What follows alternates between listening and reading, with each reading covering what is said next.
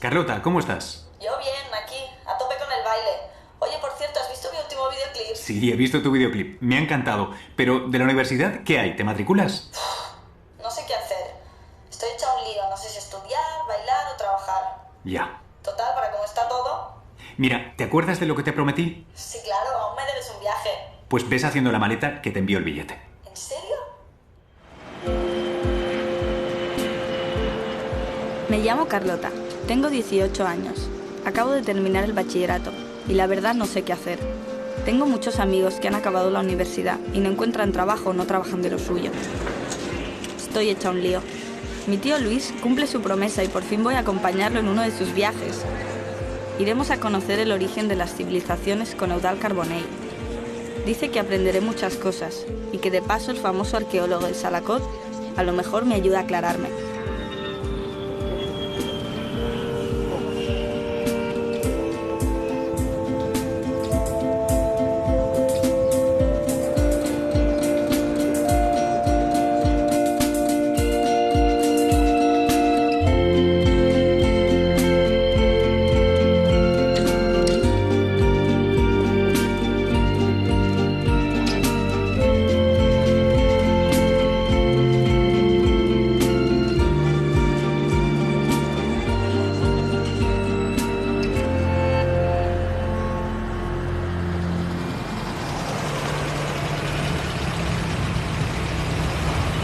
¿Esta es la famosa Carlota? Esta es.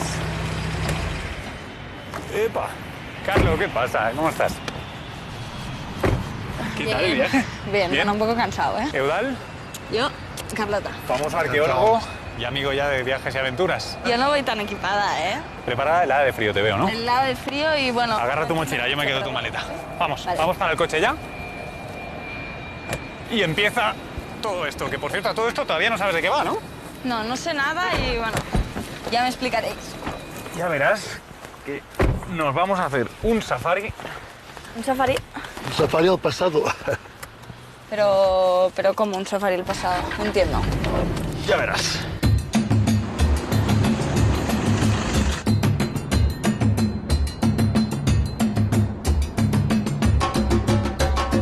Me ha dicho Luis que no sabes qué hacer con tu vida, ¿eh? No, es que tal como están las cosas ahora, Eudald, creo que ni yo ni mucha gente. Pues yo creo que vas a aprender unas cuantas cosas en este viaje. Verás y aprenderás mucho. Seguramente tu vida va a cambiar.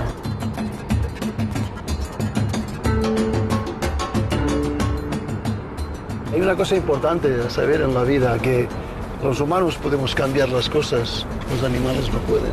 Y es lo que veremos, cómo los humanos podemos cambiar nuestra historia, cómo podemos construirla. Esperemos, Ya te dije que porque era un si poco no- profundo, Eudald, a veces, ¿eh?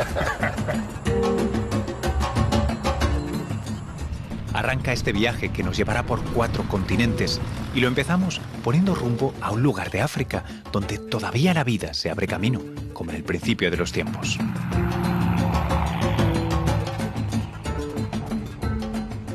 El delta del Okavango, en Botsuana, es el delta interior más grande del mundo.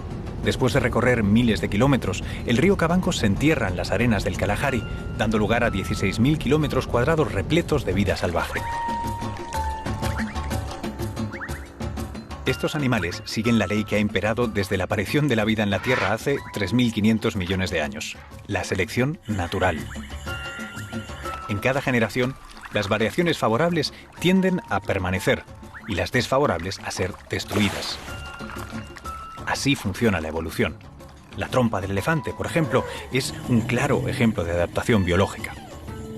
¿Qué pasaba todo esto, Luis? Pues imagínate, esta era una de las cosas que quería que vieras aquí. El mundo como era hace 10 millones de años.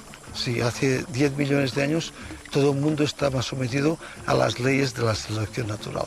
Pero hace 2 millones de años emergió de la selección natural una nueva solución. Por eso estamos aquí.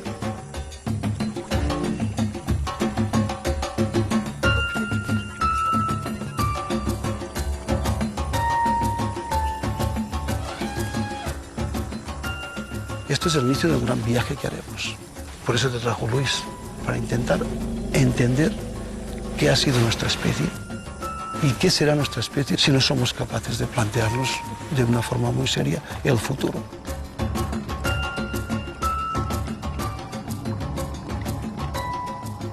Hace 2 millones de años nació en África un primate que revolucionó la selección natural.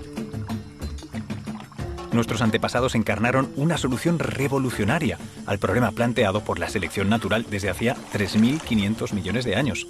Habían nacido las adaptaciones culturales y con ellas la nueva selección, la selección cultural.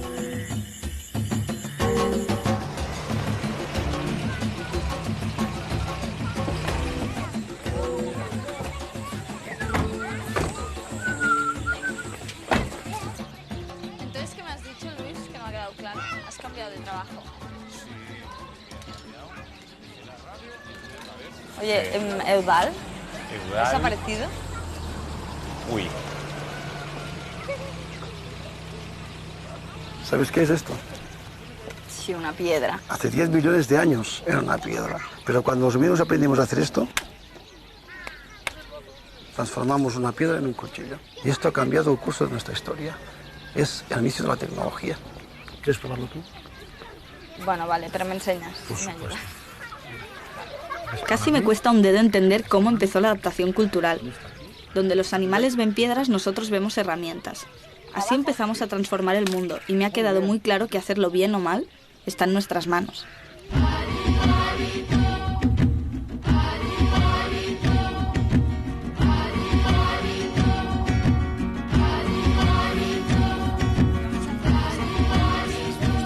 Muy lejos del litoral llegamos a Sodilo Hills, la colección de arte rupestre más grande del mundo, 4.000 pinturas que datan de hace 25.000 años y que representan toda clase de animales, incluidos algunos marinos, como un pingüino y hasta una ballena, y entre todas estas destaca una en particular.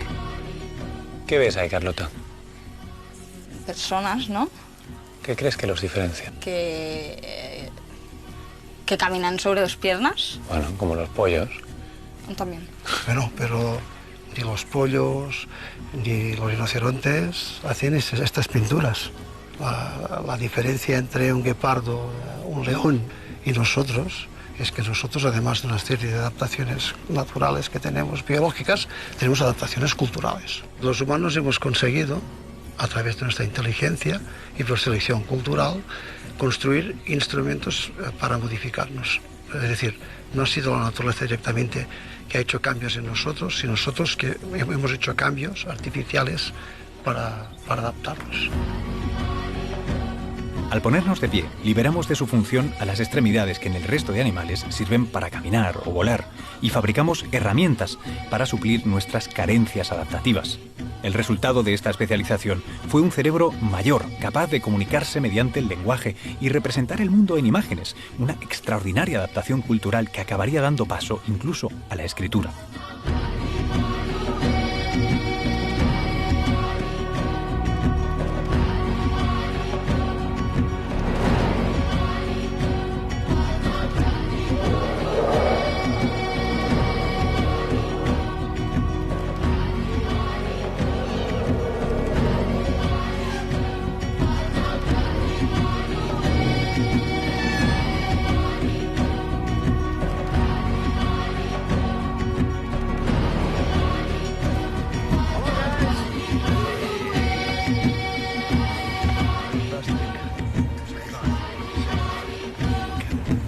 Entre Namibia y Botsuana viven los descendientes de aquellos pintores.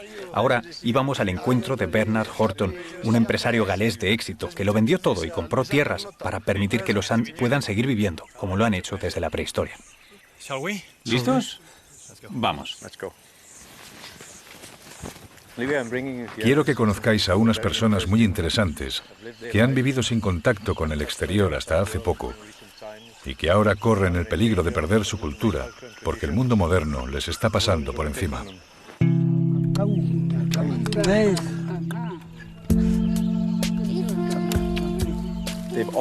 Siempre han vivido en comunión con la naturaleza. Se han respetado mutuamente. Ellos no han abusado de ella y ella los ha respetado. Pero el mundo moderno es tan diferente, tan rápido, y ellos no pueden o no quieren mantener su ritmo.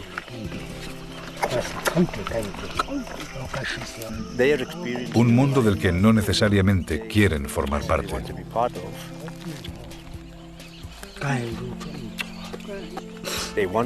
Necesitan llevar una vida natural, como han hecho desde hace miles de años. Ellos no dañan el medio ambiente.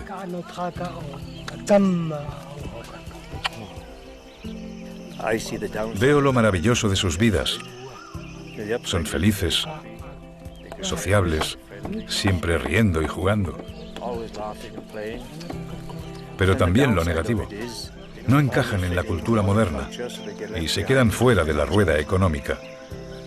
Y eso, en el mundo moderno, significa ser descartado.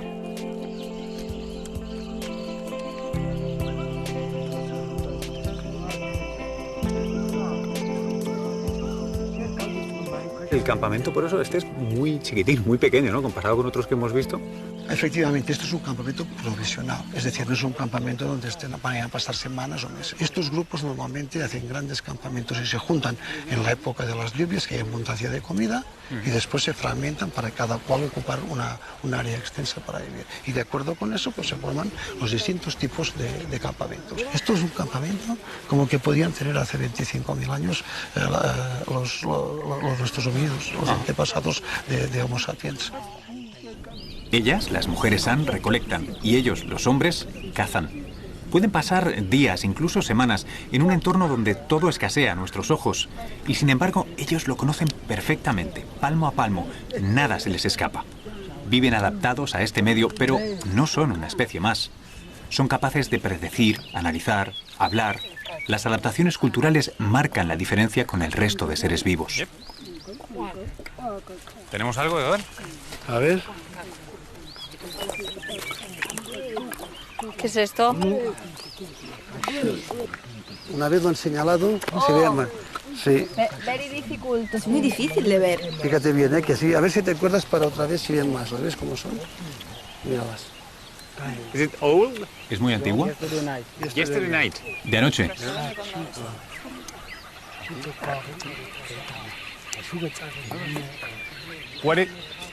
What is this from? ¿De qué es? Oryx. Toma. Pues no sé cómo la han visto. Porque se ganan la vida con ellos. Si no lo vieran, no comerían. No estarían aquí para contar. Ya, supongo que yo también las vería. ¿Qué es eso? Es la raíz de agua. La raíz de agua. La raíz de agua, sí. Esa es la mejor fuente de agua que puedes encontrar. Es el agua que ellos encuentran cuando salen a cazar y están fuera una semana o dos.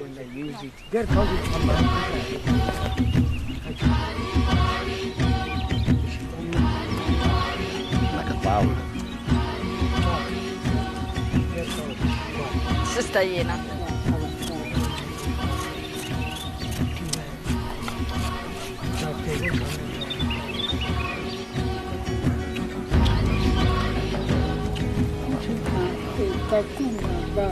Interesante, ¿eh? Primero manos limpias y luego te la bebes.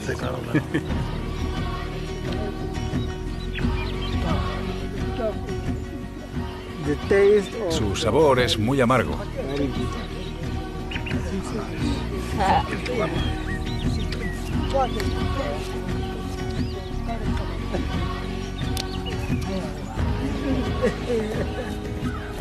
Like that?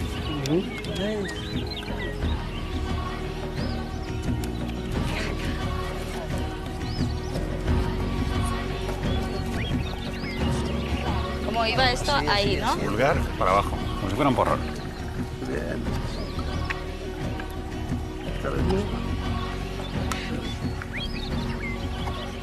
Un poco amargo, ¿eh?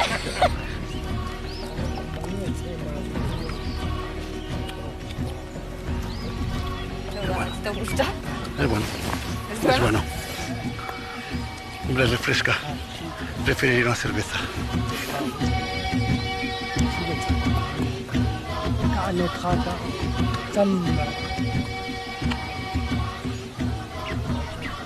Los primates humanos hemos sido capaces, como decías tú antes, no solo de estar en el entorno, sino de transformar este entorno, apropiarnos del entorno a través de la tecnología y de nuestra forma social de vivir.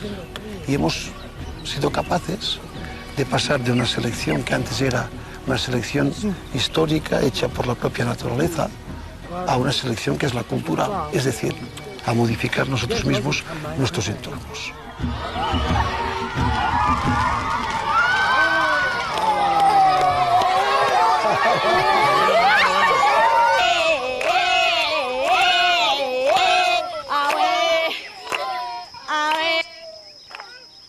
Eudald, ¿tú crees que van a poder sobrevivir aquí mucho tiempo? Si es la selección cultural que estos grupos les ha servido para adaptarse 25.000 años, para estar prácticamente parados en el espacio y en el tiempo, Claro. ha sido una ventaja adaptativa, puede que ahora no lo sea. Están llegando cambios y están llegando aquí, a donde no había llegado nada antes prácticamente. Sí, y la integración de la diversidad yo creo que es un objetivo humano importante de nuestra especie. Ya no es un problema de cultura o de etnia, es una cuestión de especie. Por eso es tan importante que generemos esta conciencia crítica de especie, porque si no esta diversidad va a desaparecer. En el siglo XXI probablemente esta mal llamada globalización no integrará la diversidad, puede destruirla. Y este es muy importante. Hemos sido cazadores-recolectores, ya lo sabes tú bien. Toda nuestra historia. Toda nuestra historia. Solo una ínfima parte, segundos de nuestra historia, la revolución neolítica cambió nuestra forma de organizarnos y crecimos demográficamente de forma exponencial. Pero si vas 10.000 años atrás, en todo el planeta había esto. Y es una maravilla que esto aún esté aquí.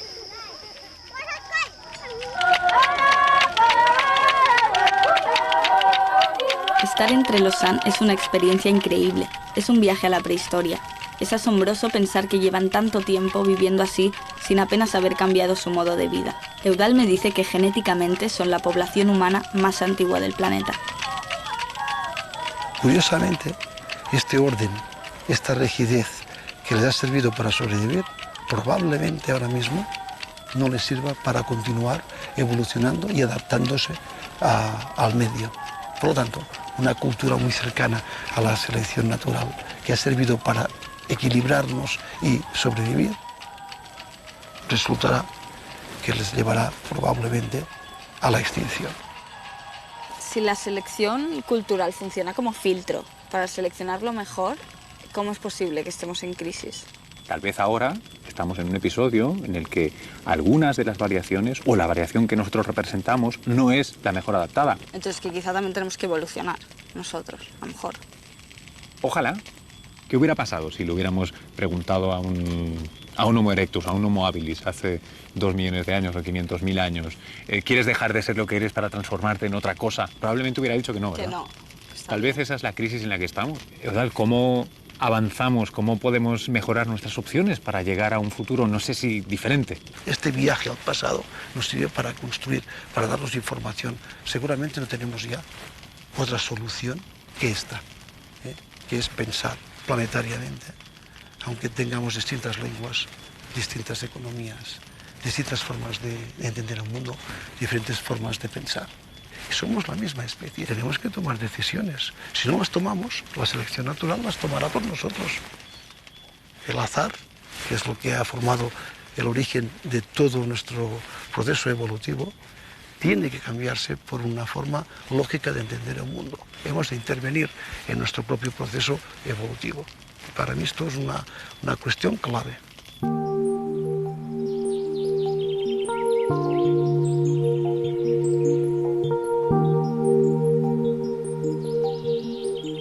Los cazadores-recolectores que abandonaron África y se dirigieron hacia Europa tuvieron que enfrentarse por vez primera a las glaciaciones.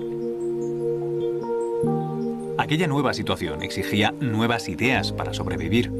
Las estrategias que trajeron de África debían cambiar en un entorno gélido, en el que de un lado no había casi nada que recolectar durante gran parte del año y en el que la caza escaseaba.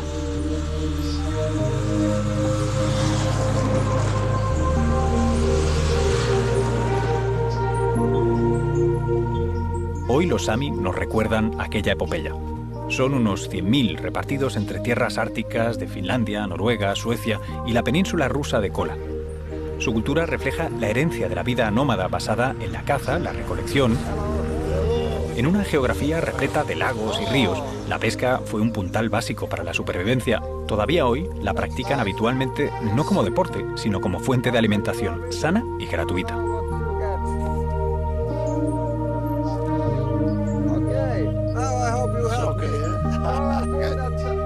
Pero la pesca, la caza y la recolección no eran suficiente para garantizar la prosperidad de la especie en aquel entorno. Había que inventar algo diferente, una nueva adaptación cultural. Y hace 15.000 años, los antepasados de los Sami se asociaron a sus presas habituales, los renos. Una asociación que hoy sigue siendo seña identitaria y sustento principal del pueblo Sami.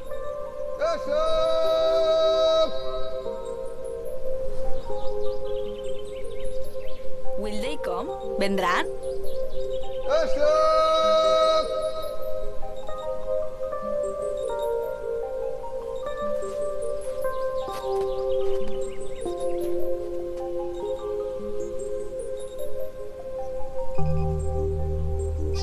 Los renos de los Sami no están domesticados, siguen siendo animales salvajes que se mueven en zonas muy extensas.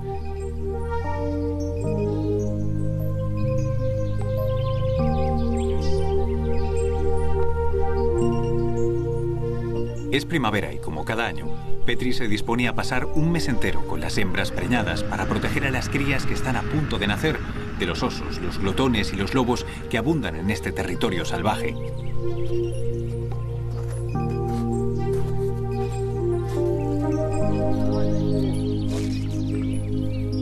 Mira, ahí.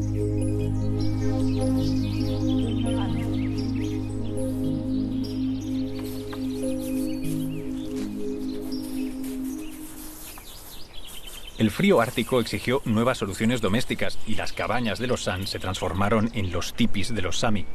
Una construcción portátil que permite hacer fuego en su interior, otro elemento cuya gestión tuvo que ser mejorada porque, más allá de dar luz o cocinar, sus papeles principales en África, aquí combatir el frío era una prioridad.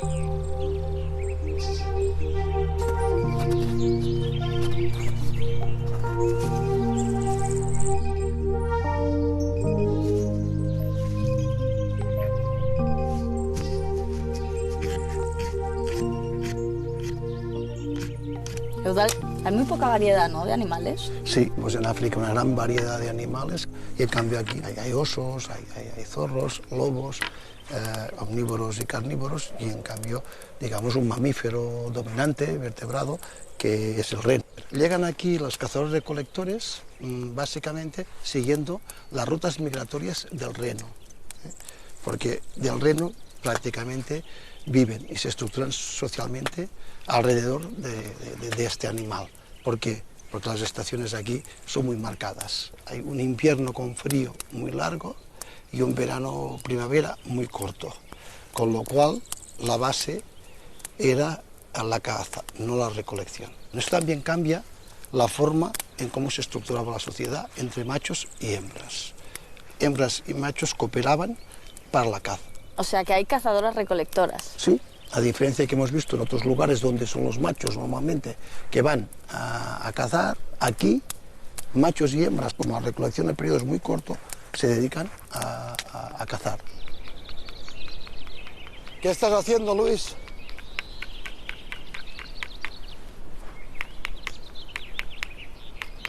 Luis, ¿qué estás haciendo?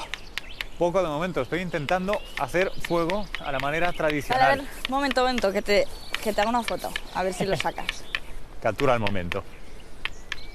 Mira, pues mira, dame el sílex. Mira, del sílex al silicio, cómo funciona el teléfono. Esto es la evolución tecnológica. El mismo material para diferentes usos. Medio millón de años usando el mismo material, ¿no? O más. Pues a ver si soy capaz de usarlo bien. ¿Me dejas el iPhone? Probamos. Vamos a ver. Del sílex al silicio, una elipse que resume millones de años de la evolución tecnológica, que hoy, de un lado, nos permite utilizar el móvil y hace 40.000 hizo posible que los antepasados de los Sami prosperaran en regiones tan inhóspitas como estas. Hemos conseguido, ¿no? Mira, aquí te has ahorrado un teléfono.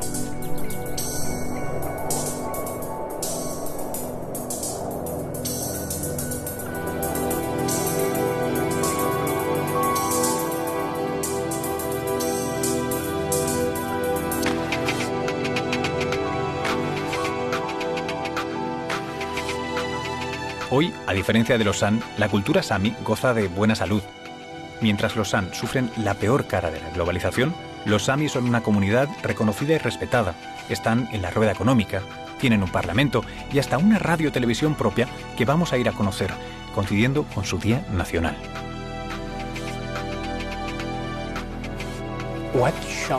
¿Qué se perdería si desapareciera vuestra lengua? Se perdería la esencia de nuestra cultura si se perdiera nuestra lengua, porque la lengua carga con los elementos de una cultura. Es el conocimiento silencioso de los Sami, así que de alguna manera lo perderíamos todo. Somos unos 10.000 Sami en Finlandia, pero solo 3.000 hablamos la lengua Sami. Por supuesto que algunos finlandeses también la hablan, así que en total somos unas 5.000 personas las que lo hablamos.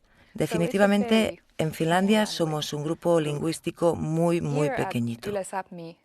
Aquí en Yle Sami emitimos televisión, radio e internet a diario. 6 o 7 horas de radio y 1 hora y media de televisión.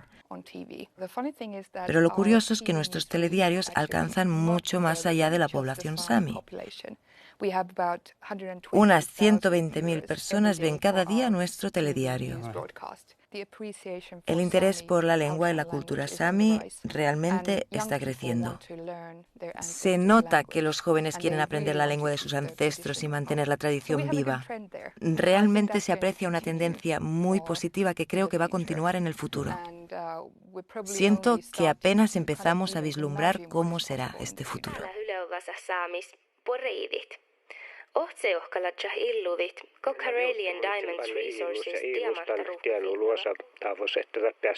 Eudal, me has dicho que los Sami son la misma cantidad de gente que los San, y sin embargo parece que su cultura tiene más posibilidades de seguir viva.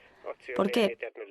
Pues sí, fíjate, estamos hablando de poblaciones con muy poca demografía, pero sin embargo vemos cosas muy distintas. Aquí estamos viendo una lengua que a través de la televisión, a través de la radio, se está reforzando y vuelve a estructurar y cohesionar a este pueblo, a esta etnia, a esta cultura. ¿Cuál es el valor de preservar una lengua tan pequeña? Una lengua no es solo una forma de comunicar, que es, desde mi opinión, lo que se está haciendo, se está reduciendo el factor de la lengua, que es una forma de comunicar, redes sociales, la lengua, no. Una lengua es una forma de pensar, es una forma de estructurar, es la sangre de una estructura social, de un grupo, un pueblo, una etnia, un grupo cultural que mantiene su lengua, quiere decir que aún está pensando. Y esto hace lo que se mantenga la diversidad en el planeta, porque si no, se tiende a la homogeneización. Homogeneizar y perder diversidad significa empobrecer la capacidad de adaptación de los humanos en el planeta. Los Sami son un ejemplo de cómo se puede integrar la diversidad, de cómo una cultura que atesora un pasado reciente de caza y recolección nómada se puede integrar en un mundo cada vez más globalizado sin perder su identidad. Y hablando de identidades, el esquí, inventado por los antepasados de los Sami, es un fantástico ejemplo de identidad globalizada que hoy practicamos por todo el mundo. Luis, ¿el esquí es un invento muy moderno? Pues no lo creo, porque al menos la palabra viene del noruego antiguo de skid o skidi o algo así, y la arqueología Eudal, ¿qué nos cuenta? Que la prueba más antigua son los esquís fosilizados encontrados en un lago en Rusia hace 10.000 años. Y que hace 8.000 años hay unos grabados en una piedra que se llaman petroglifos, donde hay una persona esquiando. Wow.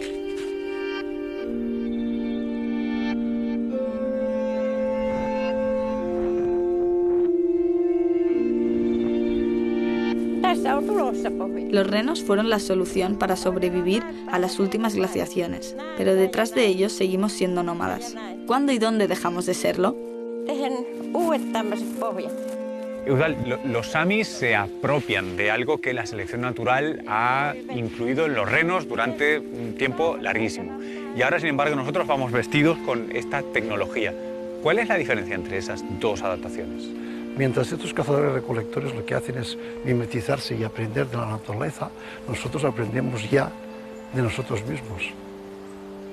Y este es el gran cambio que ha habido en la evolución. Este es el gran cambio de la revolución científico-técnica. Primero se aprenden las leyes, se aprenden las propiedades y después aprendemos nosotros mismos de estas propiedades y estas leyes. No de ver el reno, no hace falta.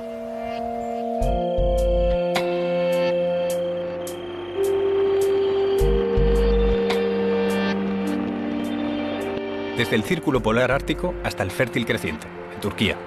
En esta región del planeta hace 15.000 años sucedió algo extraordinario, algo que cambió el curso de nuestra historia. Cuando la última glaciación tocaba su fin y en Europa vivíamos con los renos, las excepcionales condiciones de esta zona, un clima cálido, grandes ríos, pastos y caza en abundancia, iban a desencadenar un cambio crucial en la historia de la humanidad. Allí, por primera vez, íbamos a dejar de ser cazadores, recolectores y nómadas para convertirnos en ciudadanos.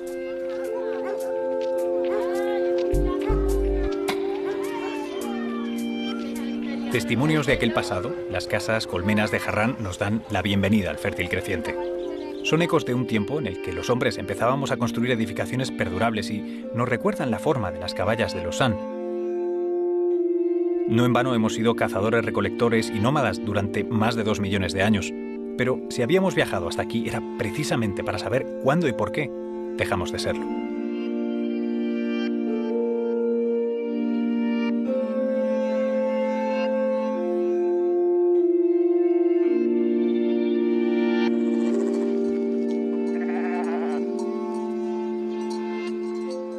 Acompañados por Bahattin Çelik, arqueólogo y profesor de la Universidad de Harran, vamos precisamente a encontrar la respuesta que estábamos buscando.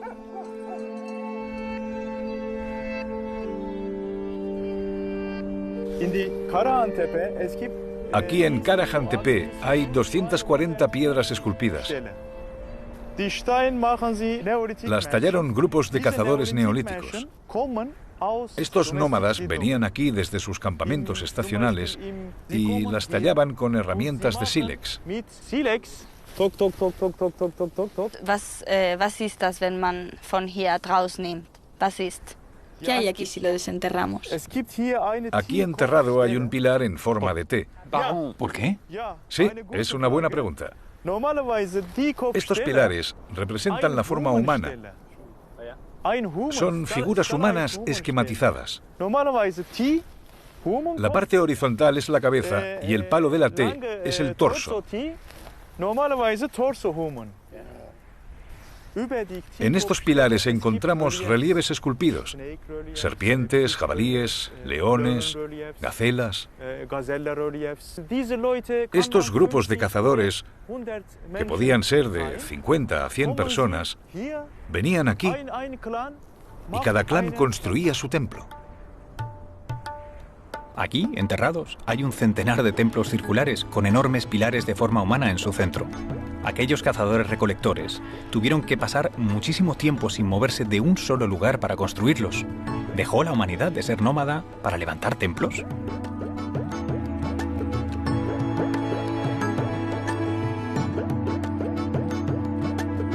Cerca de allí, Göbekli Tepe, la colina panzuda, otro yacimiento con templos de la misma época que nos proporcionará un escenario mucho más claro para responder a esa pregunta.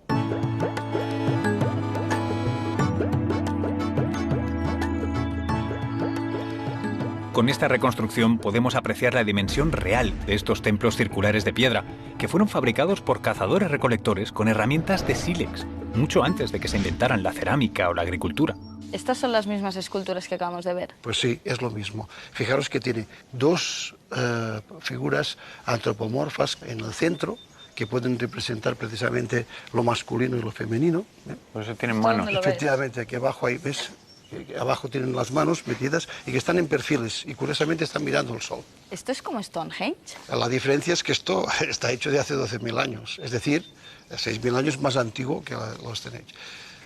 Hernán, ¿y por qué no hay un templo así hace 20.000 años? Todo esto coincide con el gran cambio climático, paso del Pleistoceno al Holoceno. Entonces, ¿esto es cuando se acaba la glaciación? El final de la edad del hielo provoca una gran cantidad de agua, aumenta la humedad por todos sitios y el crecimiento demográfico es tremendo porque la ecología, las redes tróficas son muy productivas, hay mucha comida y mucha energía. Desde luego, sin mucha energía esto no se puede concebir. Es el inicio de un cambio en la evolución humana y donde la parte simbólica, la parte probablemente metafísica, acaba teniendo un vector fundamental para estructurar las sociedades. Es el inicio sistémico de la complejidad que acompañará después ya a los agricultores y ganaderos. Esto es la representación de una gran crisis, de un umbral de la evolución humana. Estas imágenes Estos templos son el inicio de una nueva forma de vida que se va a extender por todo el planeta. Para construirlos dejamos de ir de aquí para allá en busca de algo que cazar o recolectar y aprendimos que podíamos vivir sin movernos.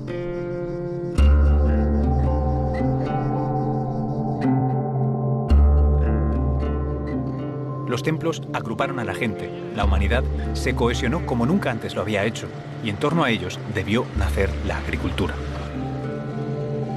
En aquella región crecía el trigo salvaje y almacenarlo debió ser importante para alimentar a los constructores de templos. De ahí a su cultivo solo había un paso, que vino más tarde con el nacimiento de las primeras ciudades.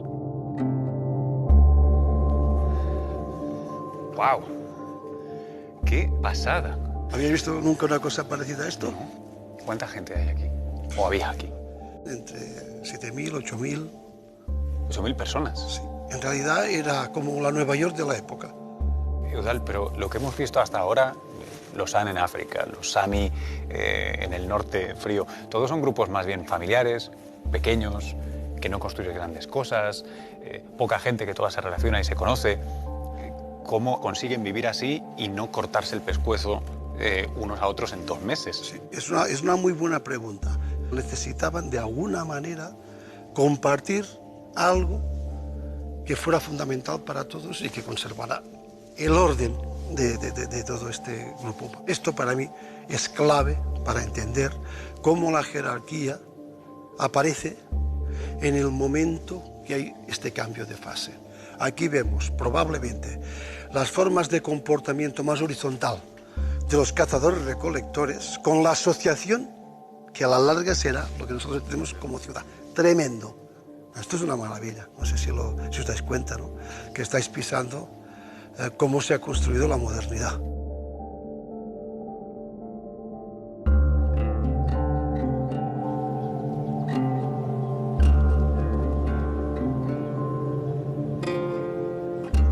Las primeras ciudades fueron construidas todavía con la mentalidad de los cazadores-recolectores, con materiales que estos conocían bien, como el barro, cañas o troncos. Su punto fuerte frente a los campamentos es la agregación. Son modulares, fáciles de ampliar y defender, no tienen puertas, ni ventanas, ni calles. Los animales se guardan fuera y el conjunto se convierte en una fortificación. La vida común se hace en los tejados, por donde se circula y se accede a las casas.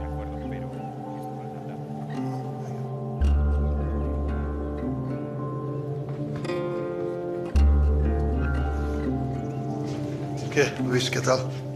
Pues increíble. Increíble, ¿no? ¿Qué es esto? Pues esto es un horno. Es un control muy especial y muy estricto del fuego que no se había visto. Esto hace 12.000 años en el continente, en Europa, por ejemplo, aún tenemos las clásicas hogueras organizadas con piedras. ¿Y aquí cuánta gente vivía? Probablemente de 6 a 8 personas, pero lo más impresionante está en sus paredes. Aquí tenéis la primera representación de una erupción, el volcán Hassan Daghi, y debajo está pintado lo que podría ser el plano de la ciudad. Lo más remarcable de aquí que estamos viendo, que prácticamente todas las habitaciones son iguales, tienen el mismo tamaño. Aquí no se ve que exista una casa muy distinta de otra. Si tú vives en casas que son muy parecidas, en apartamentos muy parecidos, quiere decir que tu forma de vida es muy parecida a la forma de tu vecino. O sea, aquí no había barrios de la clase alta y de la clase media y de la clase baja. Todo el mundo tenía un estilo y una forma de vida muy parecida. Pero bueno, hay muchísimas cosas más en estas casas, ¿no? Como por ejemplo, enterraban dentro, en el mismo suelo del apartamento, a sus muertos, ¿no? ¡Ostras! Me parece que somos uno más. Para mí es una representación clara de la asociación de la vida con la muerte.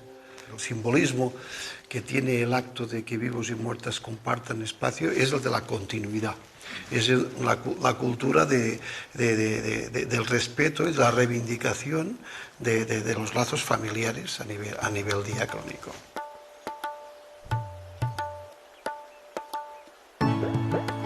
Agrupados por los templos, los cazadores-recolectores del fértil creciente aprenden a vivir en ciudades de miles de personas.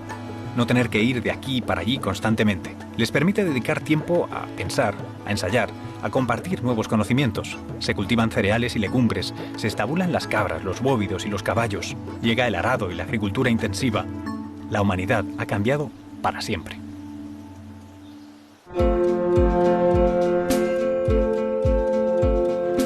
En Estambul viven 14 millones de personas, infinitas comparadas con las que vivían en Çatalhöyük. Sin embargo, ahora sé que gente como los San construyeron las primeras ciudades. Eudal explica que si lo hicieron fue porque la selección cultural lo favoreció. Porque para nuestra especie vivir en ciudades era mejor. Y por lo que se ve, hoy no hemos cambiado mucho. Casi todo el mundo prefiere vivir en una ciudad.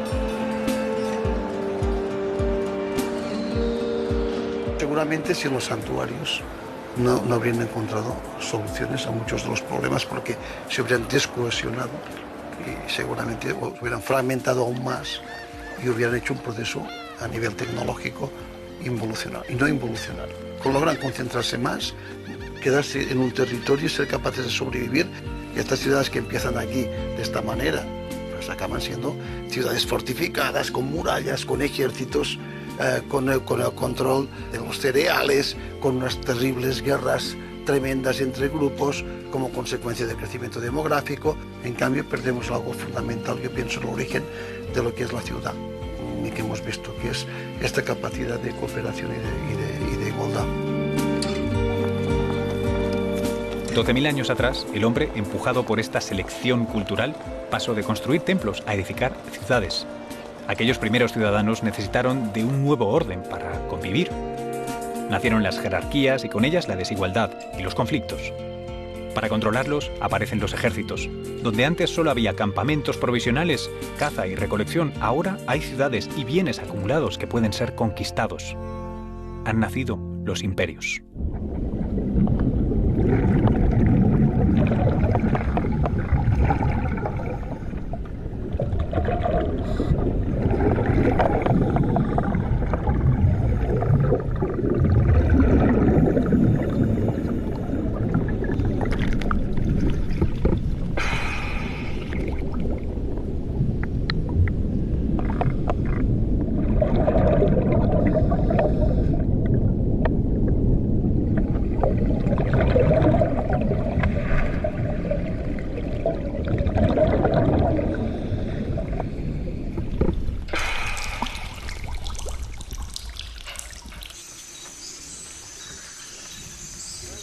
Mira, ahí está Luis.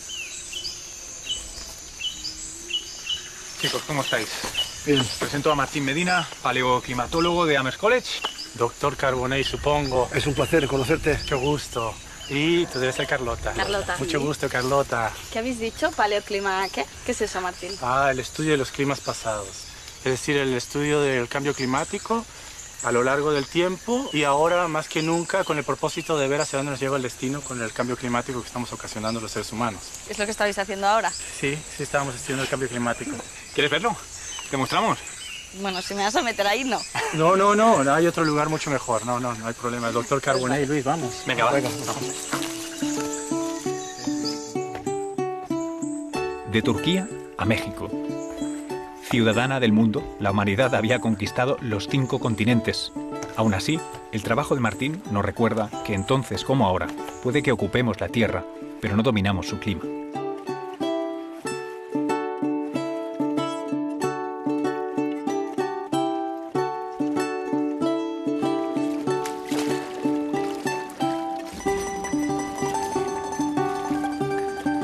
Mira, Carlota. Mira. Allá afuera, la selva es seca. Viste que en el sustrato no hay prácticamente agua. En la península de Yucatán no hay prácticamente ríos, no hay lagos. Todo el agua se filtra a través de la roca, a través de una estalactita y llega aquí y es secuestrada por mucho tiempo. A mí lo que me interesa es que esa gota conserva la memoria de los cambios climáticos en la superficie. Esa gotita, cuando llega a formar a la estalagmita, se forman capas de carbonato de calcio. Entonces yo lo que hago es tomar una pequeña muestra, analizo la composición química y esa composición química me va a decir si llovía poco, si llovía mucho, si hubieron momentos de sequía, si hubieron momentos de temporadas húmedas y cuánto duraban y su magnitud. Además, en el carbono de la estalagmita hemos podido saber si existieron bosques, si existieron sabanas, si existieron desiertos. ¿Y cuánto tiempo se necesita para que se forme una como esta? Yo he fechado estalagmitas que tienen 1500 años y estalagmitas que tienen 300.000 años. Yo lo que estoy buscando, bueno, es extender el registro de los cambios climáticos en la superficie tan atrás como pueda, y seguramente yo estoy convencido que podemos encontrar estalagmitas de al menos 1 millón de años de edad. En esta cueva encontramos evidencia de que el cambio climático seguramente precipitó la caída de una de las civilizaciones más importantes que han existido.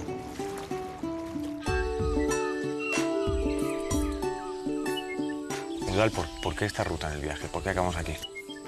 En África vimos pequeñas bandas familiares nómadas sin jerarquía que se agrupan o se separan según las estaciones. En Göbekli Tepe se daba el mismo esquema pero con largos periodos en un mismo lugar para construir templos. En Çatalhöyük encontramos 7.000 personas en una ciudad que aún conserva el orden igualitario de los cazadores-recolectores. Pero aquí, cuando ves esto ya de las civilizaciones es una cuestión absolutamente distinta.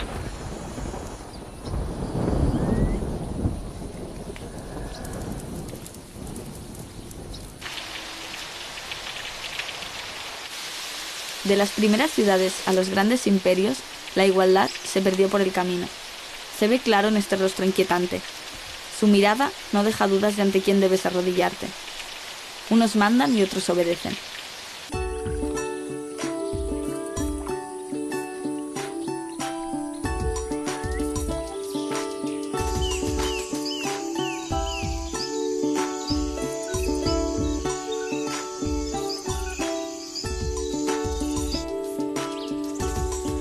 Mira qué pasada. Wow. Es increíble.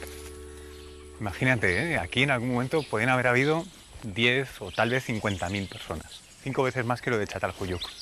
Todas aquí trabajando para producir suficiente comida en un ambiente como este. Eso tuvo que haber sido, pues yo qué sé, 10.000 años después de la invención de la agricultura. ¿Y qué cultivaban? Pues, si no recuerdo mal, mira, igual que en el Mediterráneo había la famosa tríada, lo del trigo, la uva y la aceituna, aquí había también una tríada. Frijoles, calabazas y sobre todo, el maíz, que era la base de la cultura, básicamente. ¿Y tenían animales domésticos? Pues la verdad es que muy pocos. Mira, tenían el perro, seguro, porque lo habían traído de Asia. Y domesticaron aquí 2 cosas solo, el pavo y un pato. Poca cosa así de importancia. Y eso significa que no tienen animales de tiro. No tienen bueyes, no tienen caballos, por tanto no tenían rueda ni carro. Imagínate el currazo que tienen que darse para arar la tierra a mano para dar de comer a esas 50.000 personas. O peor, ponte a currar aquí bajo este sol de justicia, a poner piedras y arrastrar pedrotes enormes por la selva. Pues así estaban.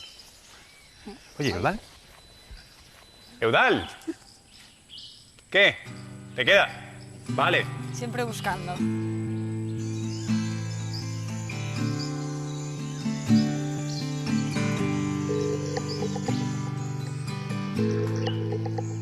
En México, como en otras partes del mundo, la respuesta a la superpoblación fue la agricultura extensiva.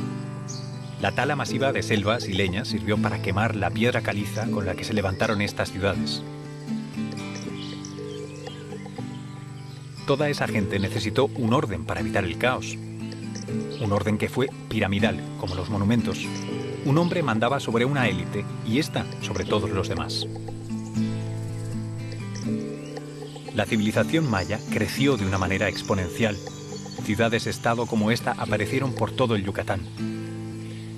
Y sin embargo, lo que robaron a la selva ha vuelto a ella. ¿Qué pasó hace 12 siglos aquí? ¿Qué propició el colapso de los mayas?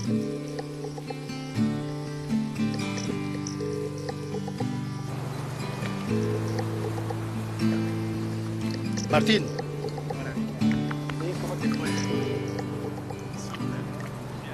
¿Qué datos tienes del clima en la época maya? Nosotros lo que tenemos es una serie de sequías muy marcadas que duraron hasta 18 años en el periodo de mayor despoblamiento y caída de ciudades-estado. Antes de estas fluctuaciones climáticas que detectáis, ¿había habido ya conflictos o problemas en la civilización maya? Curiosamente sí. Varias ciudades-estados estaban enzarzadas en guerras muy fuertes, intestinas y endémicas. Y el cambio climático le dio la estocada. El cambio climático fue la estocada final. ¿Qué similitud ves entre la crisis y el colapso maya y la crisis y el posible colapso de la humanidad actual? Yo lo que veo es que ambas civilizaciones han sido confrontadas con un cambio climático en un momento de gran crisis.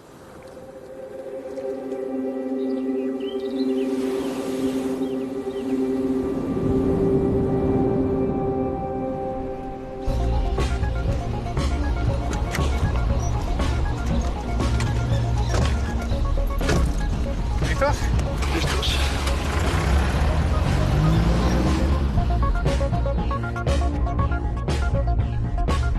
La civilización maya colapsa, desaparece en el siglo IX de nuestra era, coincidiendo con severas sequías, guerras y conflictos sociales.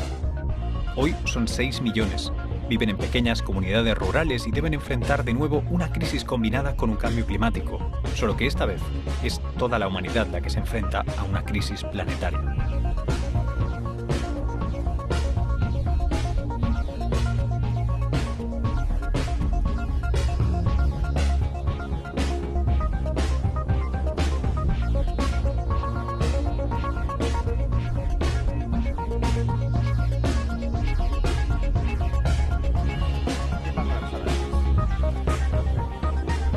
Estas pirámides reflejan el mundo maya. Desde lo más alto, sus gobernantes se comunicaban con los dioses y a menudo el resultado de estas comunicaciones eran cabezas que rodaban por sus escaleras. Para ellos la sangre era una sustancia mágica que los dioses exigían para controlar el clima y procurar buenas cosechas.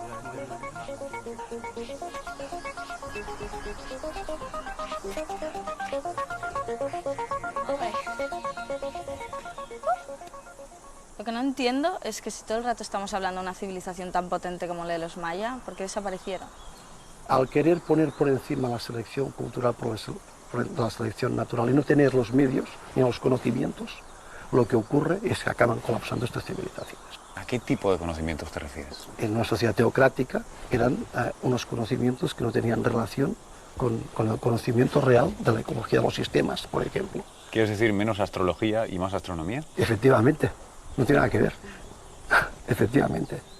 Aunque eran sociedades complejas, eran sociedades científicamente no desarrolladas.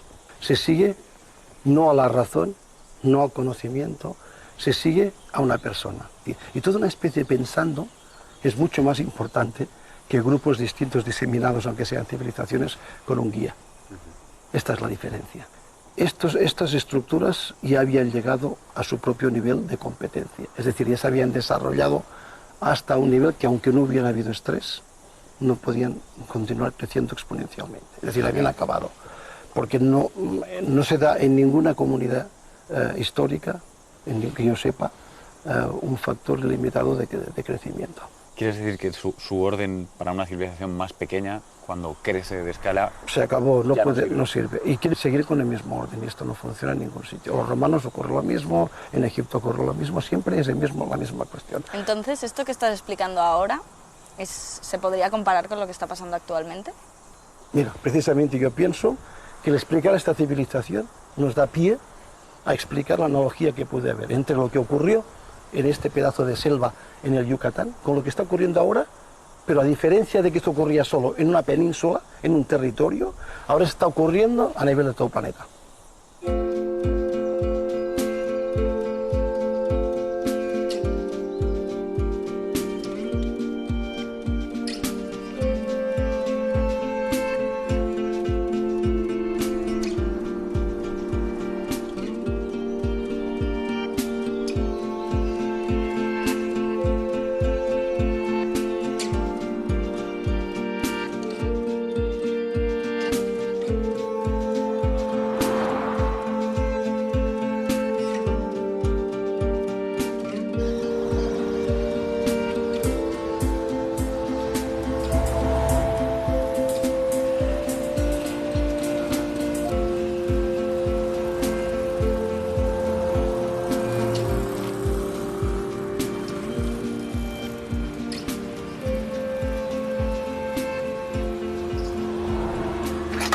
Carlos, último tanque de gasolina de este viaje. ¿Cómo estás?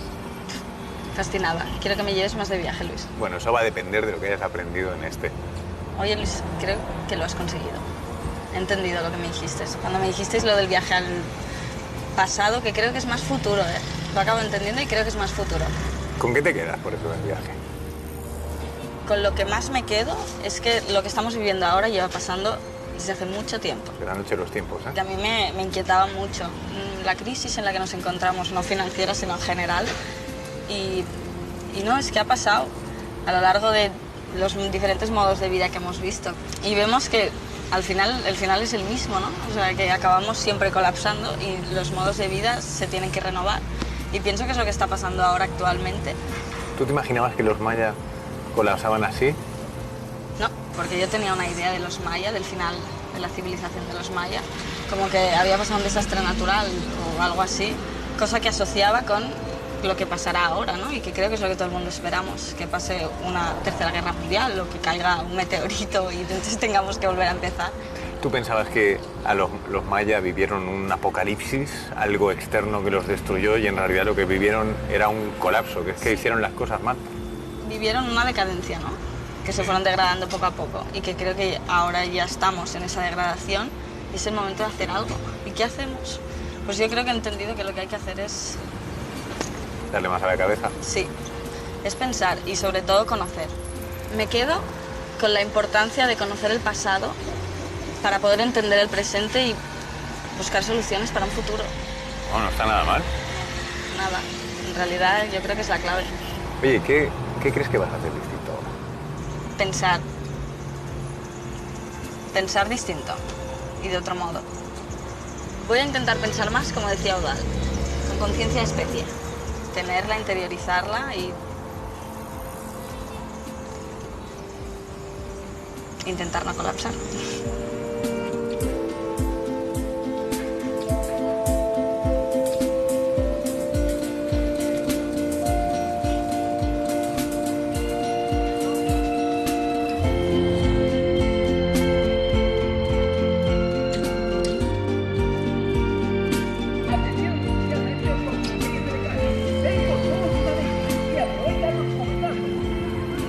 Así como la selección natural favoreció el largo cuello de la jirafa o el denso pelaje del reno, la selección cultural eligió de entre todas las ideas las que permitieron progresar a nuestros ancestros. Sílex, pólvora, acero, pero también la Declaración Universal de los Derechos Humanos o el método científico. Gracias a la arqueología, hoy sabemos que una tras otra y sin excepción, las civilizaciones cayeron ante contradicciones internas y externas. Como dijo Benedetti, hay una sola grieta decididamente profunda, la que media entre la maravilla del hombre y los desmaravilladores. Aún es posible saltar de uno a otro borde, pero cuidado, aquí estamos todos, ustedes y nosotros, para ahondarla. Señoras y señores, a elegir de qué lado ponen el pie.